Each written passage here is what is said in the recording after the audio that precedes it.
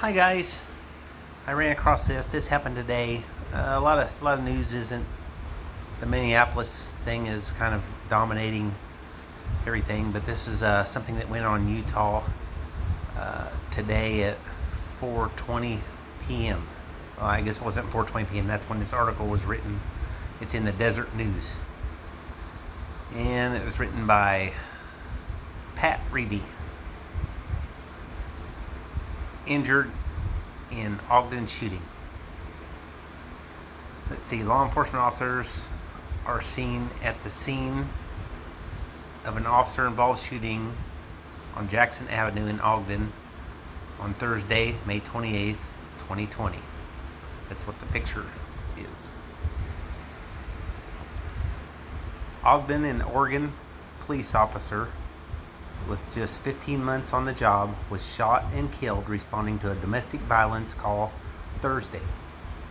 The department's chief confirmed in a brief but emotional statement.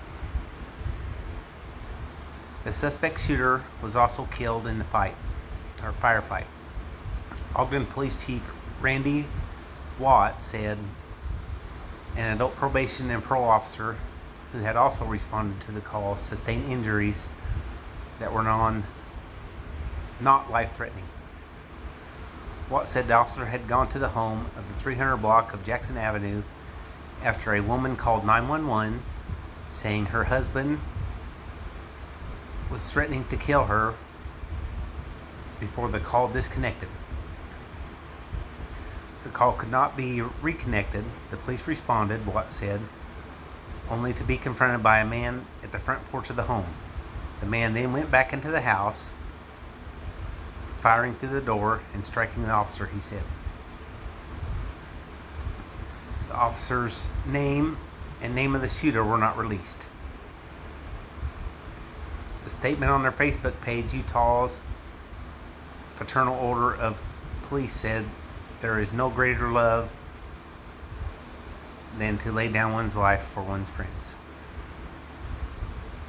The worst day in this profession are those when we lose our brothers and sisters in the line of duty. Information is still being gathered.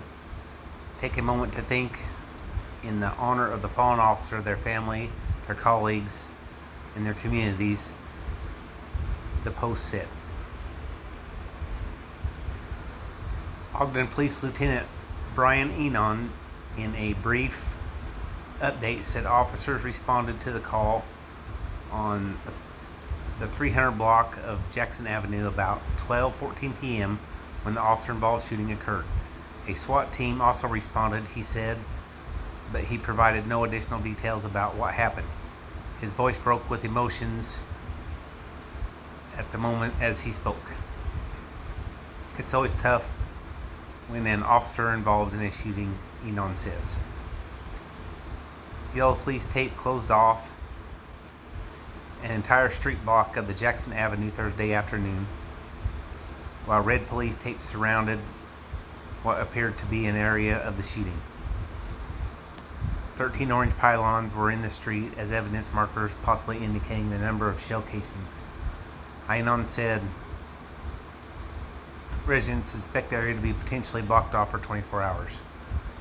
Enon did not answer questions about whether anyone was injured in the shooting, including any suspects, deferring to the chief's upcoming news conference. While Enon said there is no public safety risk or threat to the public, the neighborhood around the area remain under complete lockdown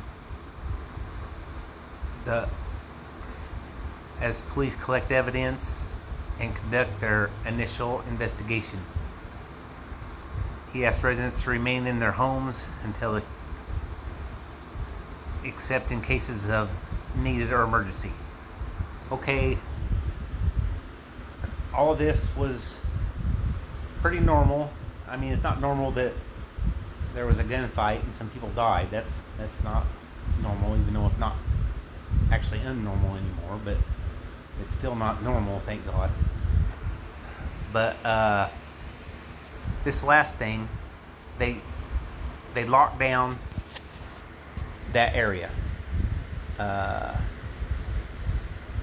than what they've got tape around, there's nothing else to be locked down.